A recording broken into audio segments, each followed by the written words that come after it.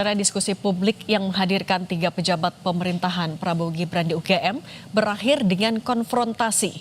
Mahasiswa menuduh mereka gagal mengatasi kekhawatiran publik atas kondisi ekonomi, tata kelola, dan penerapan Pancasila sebagai ideologi bernegara.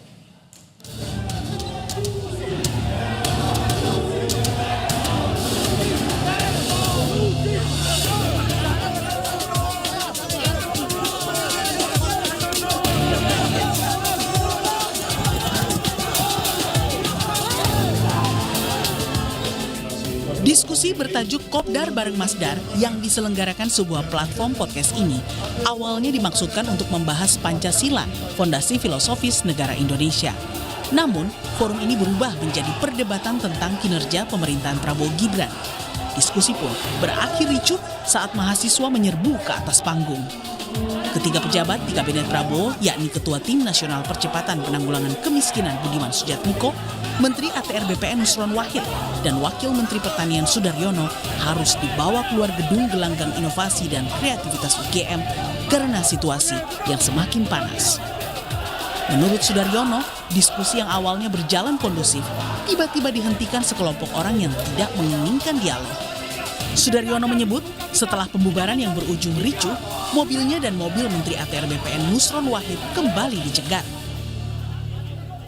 Ada sekelompok orang kemudian mengganggu dan tidak menginginkan adanya dialog itu. Ya, saya, Pak Nusron dan Pak Budiman berusaha stay.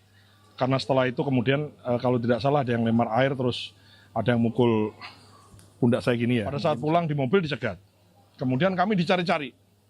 Karena dicari-cari ya kami keluar. Ya kan, mereka menginginkan Pak Budiman hadir. Setelah kami keluar, kami nggak boleh dicegat, nggak boleh pulang. Dicari kami keluar. Kami duduk di lantai di aspal, kemudian kita berusaha untuk ya udah apa gitu. Tapi kan akhirnya enggak. Ya mohon maaf, maksud saya udah nggak ada nggak ada jual beli pendapat yang enak menurut saya. Jadi akhirnya ya diskusi nggak bisa diteruskan. Gitu. Ricuhnya acara dialog bersama 3 pejabat di Kabinet Prabowo ini menurut mahasiswa disebabkan rasa kecewa terhadap para narasumber yang dulunya adalah aktivis mahasiswa di era reformasi. Namun kini justru menjadi pejabat negara yang dianggap tidak pro pada rakyat. Kami tidak akan mengejar-ngejar mereka.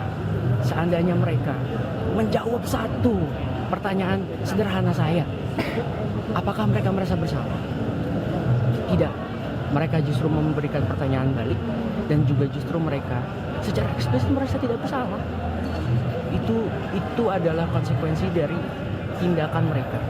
Dan jika kami dianggap jahat, merusuh atau apapun itu, sesungguhnya kejahatan mereka itu sangat-sangat lebih besar. Karena ada banyak rakyat yang tanahnya dirampas, meja makannya tidak diisi oleh makanan karena apa? Karena tanah bertani mereka digunakan untuk PSN.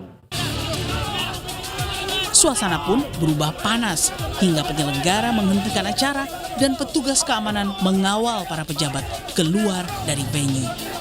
Tim Liputan Kompas TV.